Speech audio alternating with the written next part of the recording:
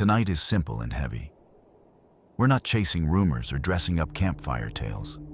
We're listening to people who were there. 4 true moments. A Marine walking house to house in Fallujah.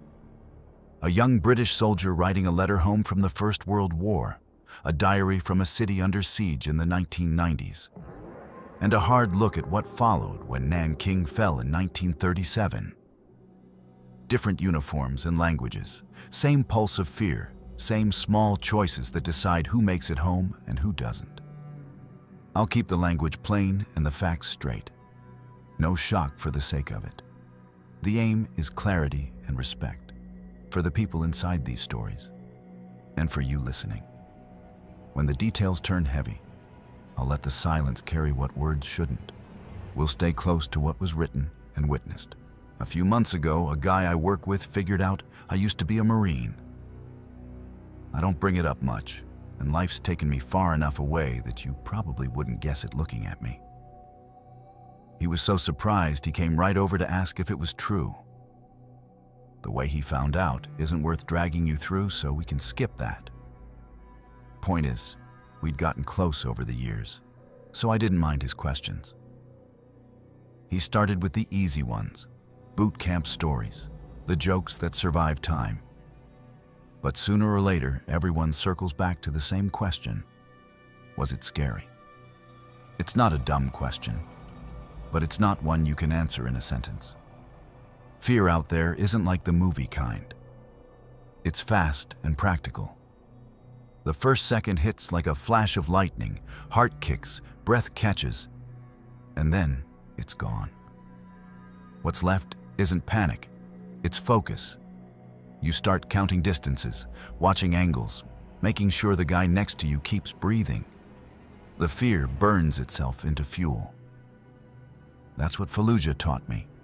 The city was a maze of concrete and dust, houses half finished or half destroyed, rebar curling out of walls like broken ribs. You'd move house to house, block to block, careful and quiet. Step, pause, check the window, then keep moving. The air always tasted like grit and diesel, and every doorway felt like it was listening. You don't even realize how tense your shoulders are until you stop. We'd been working together for months by then, our squad. You learn to read each other's breathing, the way someone shifts their weight, the rhythm of a tap on your shoulder that says, move. Trust becomes muscle memory. Point man reads the ground ahead. Team leader thinks one room forward. The saw gunner, our heavy lifeline, covers the angles too wide for anyone else. The breacher minds the door and the clock, because timing can save or kill. Everyone else fills the gaps. That's the whole machine. People talk about courage like it's loud. Most of the time, it's quiet and methodical. It's a checklist whispered inside your head. Clear, reload, check, move. It's doing your job again and again, even when your hands won't stop shaking after. The truth is, you can be terrified and still be reliable. The two things live in the same space. We were sent to a walled compound in Jolan that day. High outer wall, a single hole blasted waist-high through the concrete. Perfect defensive setup, which usually means someone's inside using it. Recon hadn't spotted movement, but that doesn't mean empty. It just means still. We came in low through the hole, boots crunching on debris, and stopped in the shade along the wall. You could feel the heat pressing down from every direction and the silence pressing harder. Stacking on that first door, it felt like any other entry until you noticed the details. The latch sitting crooked, the frame swelling from heat, the faint scrape when the point man tested the handle. You start reading doors, way you read faces. Each one tells you how the next few seconds might go. My buddy behind me whispered the count under his breath. I exhaled once and felt the static crawl up my neck, the body's way of bracing before it knows why. That's the moment. The 1 second of lightning. It's over before you can name it. After that, the world shrinks to what's in front of you. This wall, this door, this breath. Fear doesn't leave. It just learns its place. You hold it tight, let it pace. And when the signal comes, you move. Because that's the only way any of us ever did make it home. We pushed through the doors slow, the way you're supposed to. One step, then another, clearing corners by habit. The air inside was still, heavy with dust and that burnt metal smell every Iraqi building seemed to have. My boots crunched over plaster chips as we fanned out. I took the right side, my buddy moved left. Somewhere deeper in the house, a man shouted a name. Sharp, hopeful, and panicked, like he thought we were his own people. He called it twice, louder the second time, and then nothing. That silence carried weight. We traded looks, small movements, and on the count, we pushed down the hallway. The guy was standing there when we rounded the corner, bare feet, rifle half raised, surprise written across his face. Our saw gunner didn't wait for introductions. He fired a short, tight burst. The man folded in the middle and hit the floor so hard the sound bounced back from the walls. His weapon clattered beside him. No doubt in anyone's mind, he was done. We stepped around him, one of us covering the staircase, two moving downstairs to watch the outer wall. My job was simple. Hold the window that overlooked the hole we'd crawled through, keep it clear, shoot anything that came through. Easy enough. I stayed there, scanning through the broken glass, breathing in that strange mix of concrete dust and cordite. A few minutes passed. Someone upstairs called down, "Grab his phone."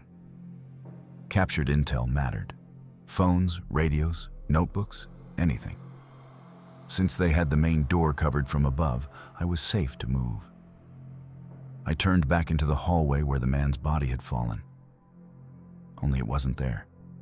There was a dark pool spreading across the floor, the color of motor oil, thick and still.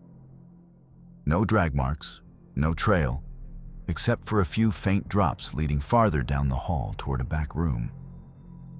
I froze, not because I believed in anything supernatural, but because my brain refused to file what my eyes were seeing.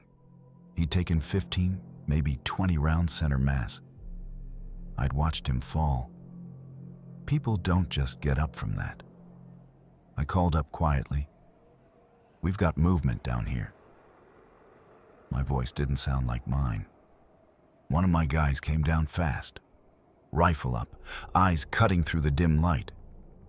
We followed the drops, tiny, perfect circles on the dusty floor, until they disappeared through a half-open door. The room beyond was pitch black. We didn't hesitate. He pulled the pin. I counted the rhythm of the toss. The grenade clinked once against the tile and went off with a crack that shook plaster loose from the ceiling. We waited for shouting, for something, anything. But the only sound was our own breathing. Then came the boots, hard soles on concrete, fast, closing the distance. The doorway exploded with motion. The same man, or whatever was left of him, came hurtling out, knife raised, eyes wide and empty. He didn't make a sound, just raw momentum and silence. I stumbled back, trying not to tangle with my buddy behind me. My rifle came up, but there was no clean shot without hitting one another. The world narrowed to the flash of a blade and the echo of my own heartbeat. My partner fired twice, tight, center mass.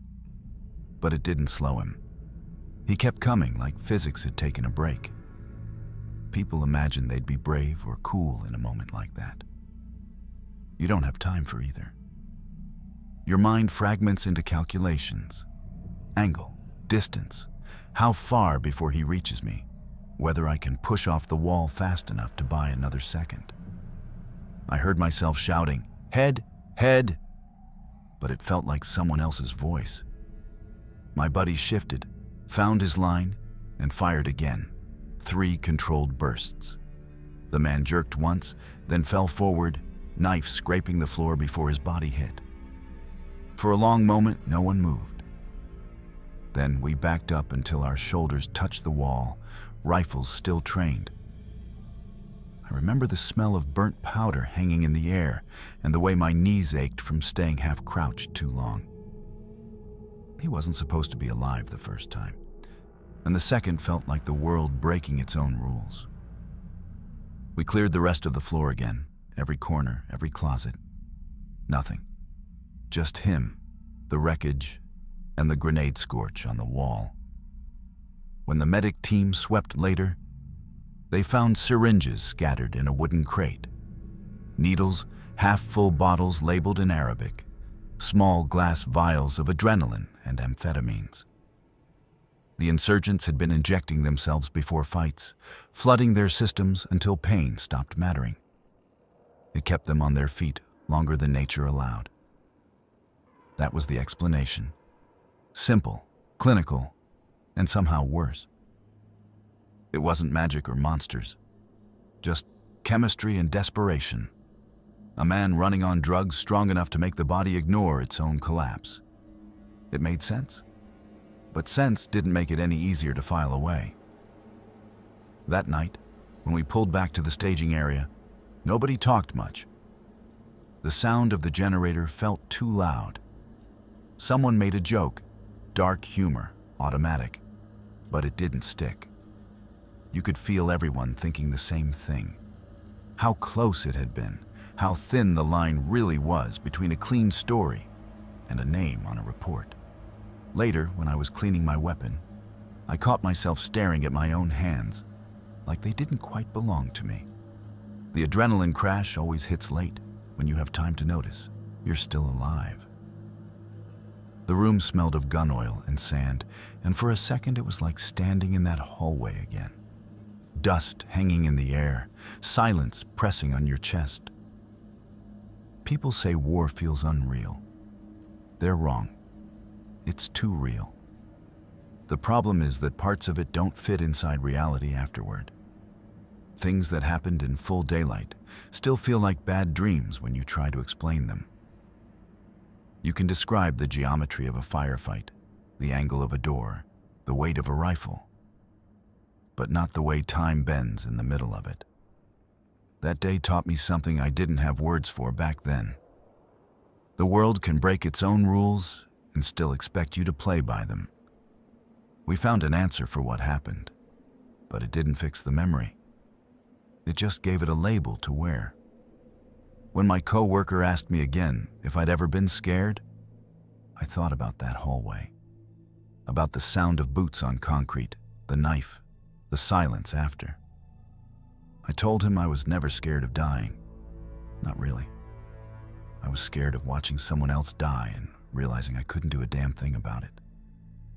That's the kind of fear that doesn't fade.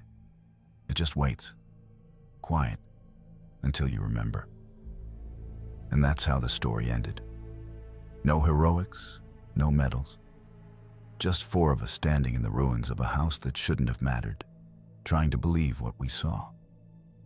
Some nights, when it gets too quiet, I still see that dark corridor and think about how thin the border is between what we call real and whatever comes right after it. Dear Mother, the summer of 1914 felt charged, as if the air itself were waiting to crack with light.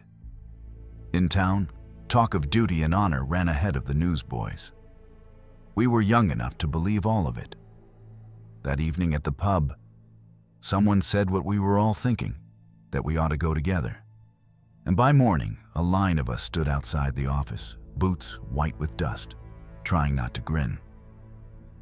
They called it a PALS battalion. It sounded sensible. Stand with the men you've known since school and you won't falter. Papers were signed, hands were shaken. We walked back into the sunlight, feeling taller than we were. The day we left, the platform looked like a holiday. Flags, hymn tunes from the brass band, flowers tossed from gloved hands. Fathers stood straight, as if a photographer might appear and ask them to hold still. Mothers smiled a little too hard. I remember you near the end of the platform. Chin raised, eyes wet, a handkerchief pressed flat. The engine hissed, the guard waved, and the car lurched. I waved back until the steam turned faces into ghosts and then into smoke. Someone near me said we'd be home by Christmas. No one argued. Training had its bite. Before dawn parades, blisters that burst and mended, the same drills shouted until we could do it half asleep. But it was all effort with a purpose, and we were glad for that. New boots, a rifle that took oil properly, a tunic that felt like belonging. We laughed more than we should have and slept like stones. On the boat over, the sea was a sheet of hammered tin, and the wind tasted like salt and metal. We didn't say much that night. Each of us kept his hope quiet, like a coin in a pocket. France took the shine off quickly. The first trench smelled of damp earth and lamp smoke and something sour you never quite place. Boards flexed underfoot and water gathered where your heel wanted to stop. We learned to eat quickly and write quickly and sleep whenever the guns allowed it. Rats treated us as neighbors, and we returned the courtesy. Boots never dried properly.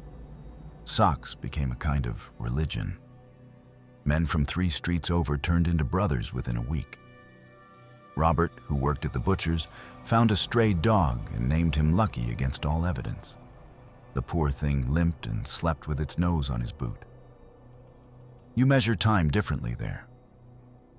Stand to at first light, a mug of tea that tastes of the tin, a check of the bolt and the bayonet scabbard, then hours of listening. When the guns speak, the ground shivers and your ribs answer. When they fall silent, the quiet feels heavier than the noise. We wrote home when the candles were kind. Most of the letters say the same things. Still here, still whole, still thinking of the lane by the church and the smell of rain on the stones. Rumors travel faster than rations. Men up the line wrote of a new thing, clouds that moved like fog but stung like fire. The word gas came in whispers. The officers told us to keep our minds on our work and our masks, where we could find them without looking. We nodded and did as we were told. You learn not to borrow trouble, though it sometimes finds you anyway. It was an afternoon of pale light, neither warm nor cold, the kind of day that makes a man feel like he's waiting for something he can't name. Robert was coaxing the kettle to behave. Someone else picked out a tune on a mouth organ with more nerve than skill. The wind shifted and brought with it a sharp, odd scent, like a washhouse gone wrong. At first, the horizon looked like any other, smoke in low folds. Then the folds thickened and went the wrong color. The shout ran down the trench before a thought could catch it. Gas. Training had made it a drill. But fear is quicker.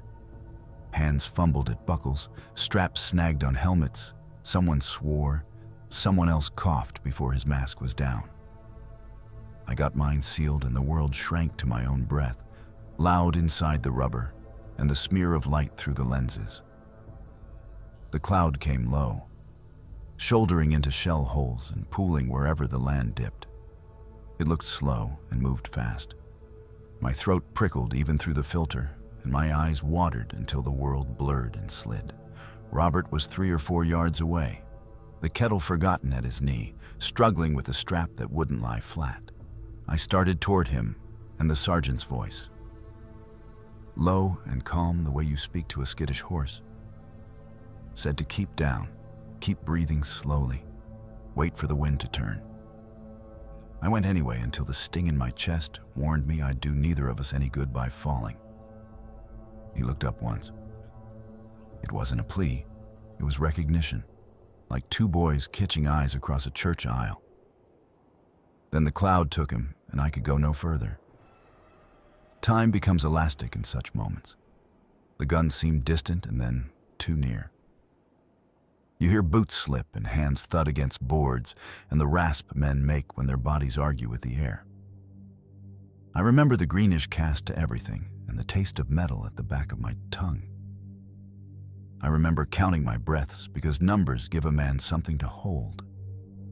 The cloud felt endless. Then, a mercy.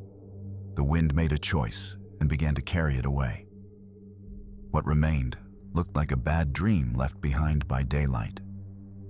Men slumped with their heads tipped back, masks askew or tight as fists, blinking at nothing.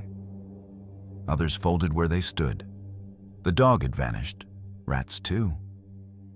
We checked one another by habit, hands on shoulders, a word, a nod. Someone laughed a thin laugh that stopped quickly. I pulled off the mask and coughed until my lungs felt scrubbed raw. The smell lingered even after the color had lifted. We worked in the dark because there was work to do. Ammunition to sort, a gap in the parapet to mend, a bit of trench wall that had forgotten its job. The moon came and went behind gauze. We spoke little. When you run out of useful words, you learn the dignity of silence. Robert lay where the trench turned, sat with him a while, then did what men do when the ground is soft and the night is long. 2 bits of crate, a knife for a cross, initials careful as I could make them. No trumpets, a prayer you could tuck inside your glove. The guns do not honor grief. They resumed their quarrel with the earth before dawn, and we resumed ours with the mud. A runner brought a note about rations and socks. Another carried a folded card from home and a half smile he didn't know he wore. Someone asked after Lucky. No one had seen him. Perhaps he had the better sense. We shared a tin of something labeled as stew and decided it was best not to argue with the label. They said later the line held and the day counted as ours. Perhaps that is true on a map. From where I stood, victory looked like a kettle knocked on its side and a hand open in the mud as if still offering a thing it had forgotten to hold. I cleaned my rifle twice for the comfort of doing a thing well. The cough comes and goes. The medic says it will ease. We've all learned to sleep in small pieces and wake without complaint. Do not be afraid for me. The mask did its part and I keep it near. The men keep an eye on one another. And that is a kind of armor, no quartermaster issues. I am learning what Father meant when he said, "Courage seldom raises its voice." It is a steadying of the hands. It is the simple refusal to move when the ground under you asks you to run. It is standing a little closer to a friend than comfort would prescribe. They talk of moving us to another stretch. Every rumor wears a different hat and none stay long. I have stopped planning more than a day at a time. Instead, I collect small comforts. Dry socks by the brazier, tea that remembers to taste like tea, a letter that smells faintly of soap. The sky is clear tonight between flares. And for a moment, the stars look exactly as they did above the lane by the church. It is a relief to find something that hasn't learned to change its mind. If this reaches you, picture me whole. I am thinner, perhaps a little grayer at the edges. But I carry your voice with me, and it does not fade. Tell Father I am doing my bit properly, and that I have stopped wasting matches. Tell Mary her photograph is still in my breast pocket. The corners are worn soft now, but the smile is as bright as the day it was taken. When the wind lifts the smoke, I take it out and remember the sound of home. Kettle, clock, your steps on the stair. I want to be honest without giving you worry to hold. So I will say this plain.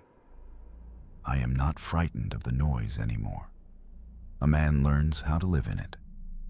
What unsettles me is the quiet that follows, the minute after, when the world sits down beside you and asks if you remember who you were. I do. I am trying hard to keep that memory polished. It helps. I will write again when the lamps and the post allow it.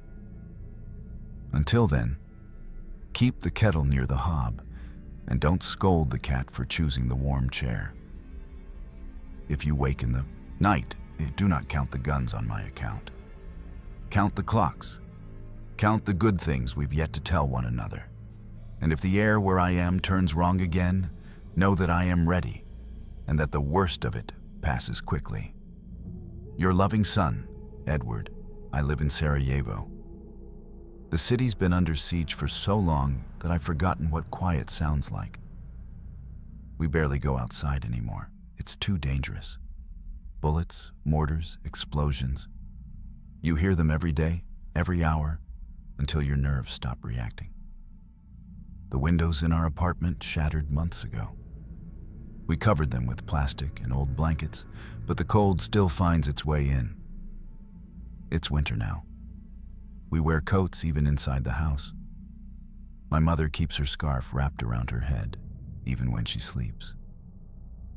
Father says it helps with the drafts, but I think it helps with the fear too.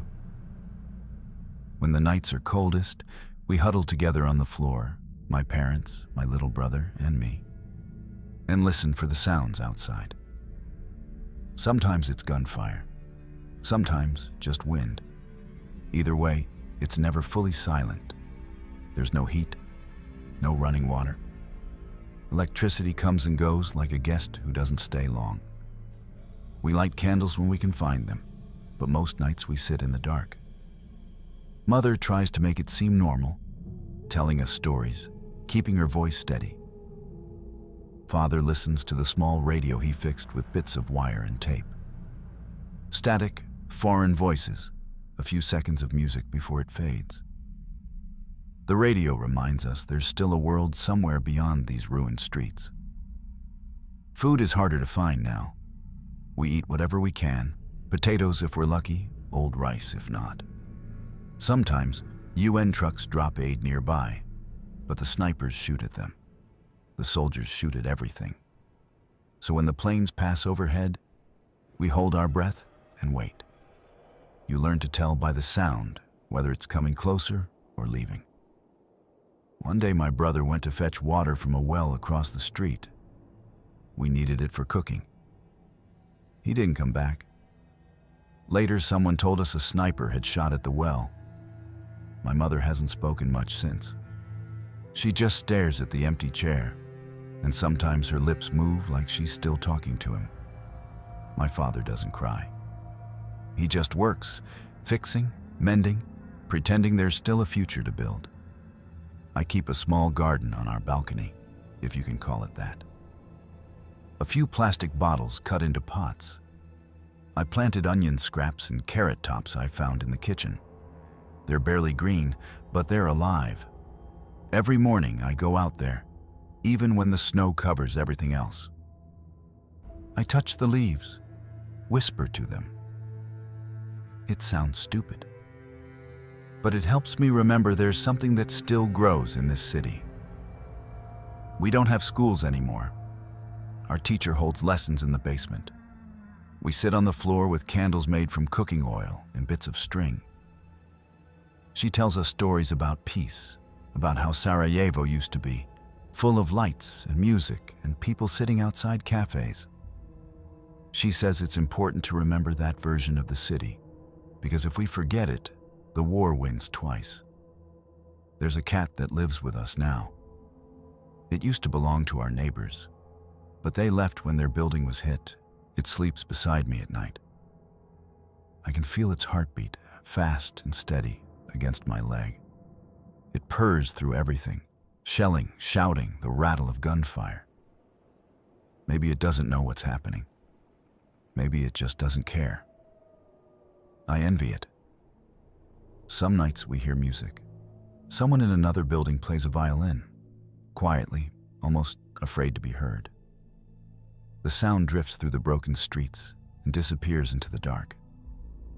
I don't know who they are, but that music feels like defiance, like someone saying, "We're still here." We measure time by noises now, a distant explosion, a lull, another burst of gunfire. Days don't feel separate anymore. You sleep when you can. You eat when there's food. You laugh when it happens, because if you don't, you'll forget how. Yesterday morning the sky was clear, a bad sign. Snipers like clear skies. We needed water, so my father and I went early. We carried the buckets low and stayed close to the walls. Every corner felt like it could be the last. We ran the final stretch. I don't even remember my legs moving, just the sound of a bullet hitting the concrete beside me.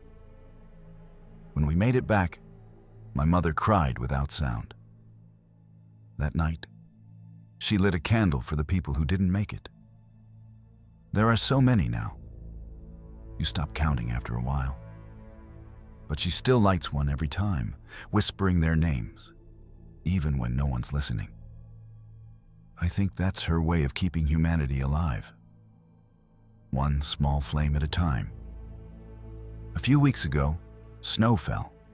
It covered everything, the tanks, the burned cars, the craters in the street. For a few hours, Sarajevo looked clean again. My father said it almost felt like forgiveness. We filled a pan with snow, melted it on the stove, and drank it slowly, pretending it was something rare and expensive. My mother laughed just once, like the sound startled her. Sometimes, the UN drops boxes of aid on the edge of the city. People run to them before the soldiers do. Once, we got a bag of rice, a can of beans, and something that looked like powdered milk.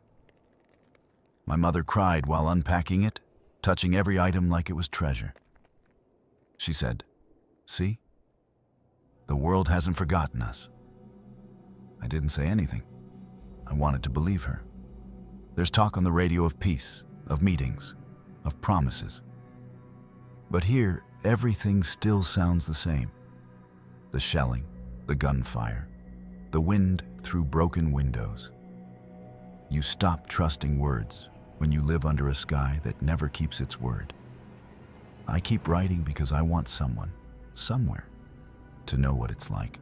Not the politics, not the headlines, but the small things. The way dust settles on untouched plates, the smell of smoke in your hair, the way laughter sounds louder when you have no reason for it. I write about my mother's hands, cracked from washing clothes in cold water. My father's face, tired but stubborn. The cat curled on my feet. The taste of snow, the sound of violins.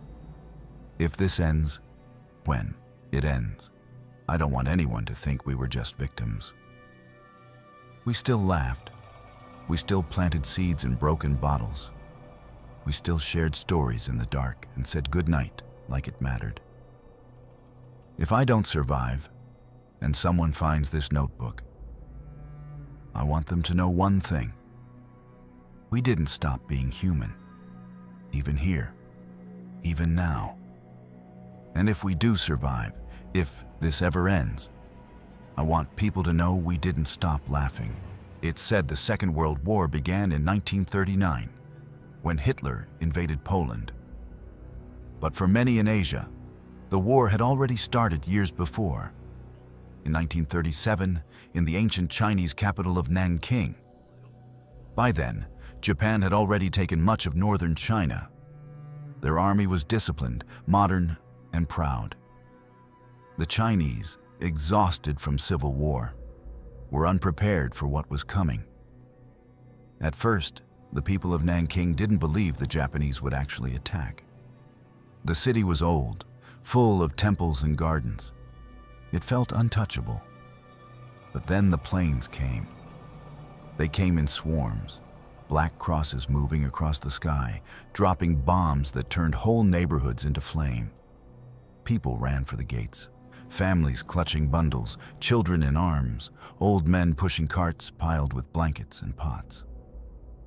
But the army sealed the exits. The government promised to defend the city. They said help was coming. It wasn't. By December, the Japanese army surrounded Nanking. Tens of thousands of soldiers, many of them barely more than boys, waiting for orders that would become one of the darkest chapters in human history. When they entered the city, They expected resistance. Instead, they found silence. The Chinese troops who stayed behind were mostly wounded or untrained. Many had thrown down their weapons and tried to surrender. But surrender didn't matter anymore. The first night, gunfire echoed through the streets. By the second, it was replaced by screams. A missionary named Minnie Vautrin wrote that she could hear everything from her college compound: the shots, the cries, the laughter of drunken soldiers. She tried to hide women and children inside classrooms, nailing the doors shut, whispering prayers between every hammer strike. Other foreign workers stayed too: doctors, teachers, a German businessman who painted red crosses on the roofs and fences, hoping it would keep the soldiers away. It didn't. Inside the city, the Japanese army broke apart into small groups. Some looted, some burned. Some, perhaps too many, decided the war had made them gods. Civilians were dragged from homes, lined up beside rivers, and cut down with machine guns. The soldiers said they were mopping up enemies. But most of the men they killed didn't even wear uniforms. One witness said the river turned black with blood, and that the ice in winter couldn't hide the color. There are stories from that winter no one wants to believe. But they are true. Survivors wrote them down. Missionaries sent letters to foreign embassies, begging them to stop the slaughter. No one came. One Japanese soldier later confessed that his unit competed for who could kill more prisoners. Others said they were told to test their bayonets on tied men to prove their courage. Women were not spared. Age meant nothing. The city had become a hunting ground, not for territory, but for cruelty. A Chinese woman who survived said her mother hid her under the floorboards. When the soldiers came, she heard boots, shouts, the door breaking. Then, nothing but the sound of her mother's voice, calling her name one last time. For weeks, the city was a graveyard that refused to stay quiet. Foreigners inside the so-called safety zone tried to save who they could. They documented what they saw, hundreds of reports, photographs, diaries. One doctor wrote, "Every night we hear the same rhythm, boots, then screams, then silence." At first, the Japanese officers claimed these were rogue soldiers acting without orders. But too many reports said otherwise. Whole regiments took part, whole companies, and their commanders looked the other way. By January, the killings slowed, not because of mercy, but because there was almost no one left to kill.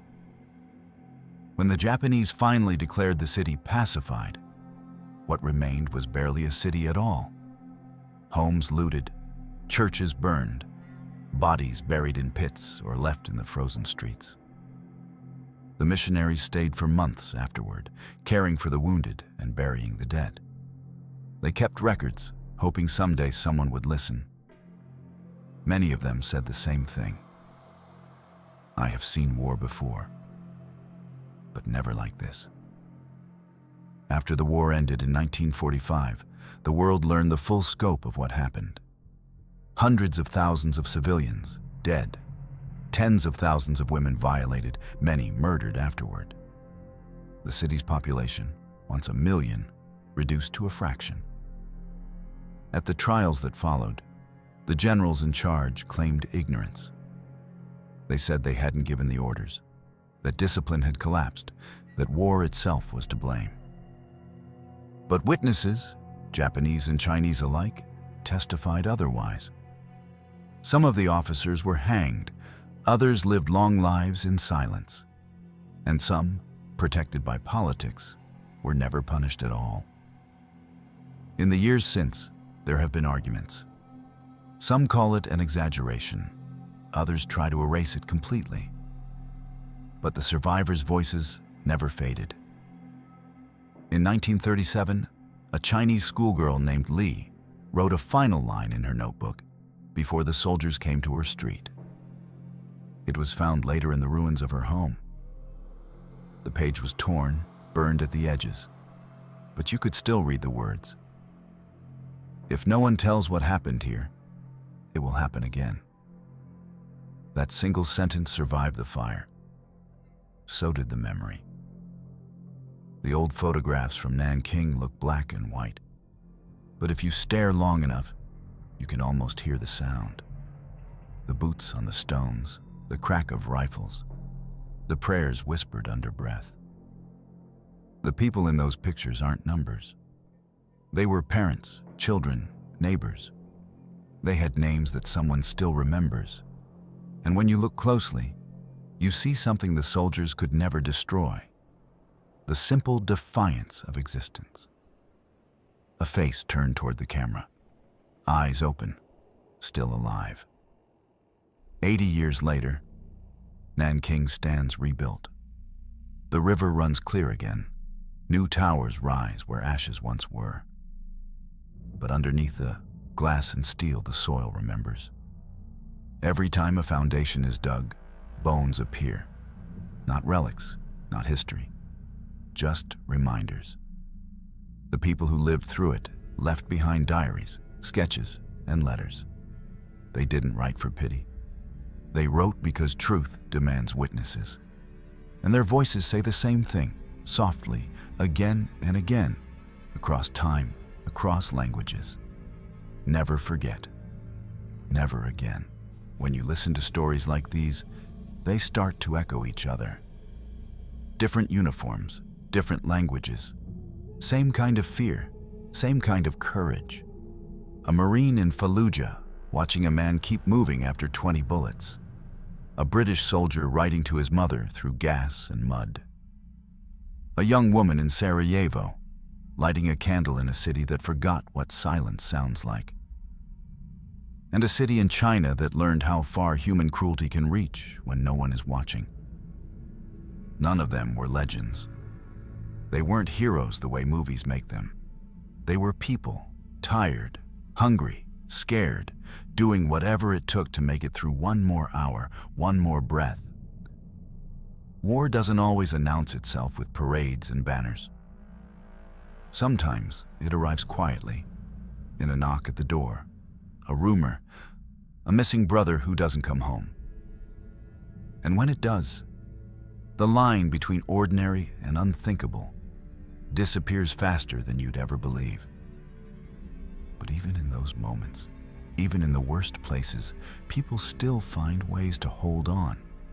A joke told in a basement, a letter home, a cat that refuses to run from the sound of bombs, a violin played in the dark. That's what all of this is really about. Not the horror itself, but the stubborn spark that survives inside it. Because every story you just heard, no matter how dark, still ends with the same truth. Somehow, they kept going. And maybe that's the only kind of victory anyone ever really gets.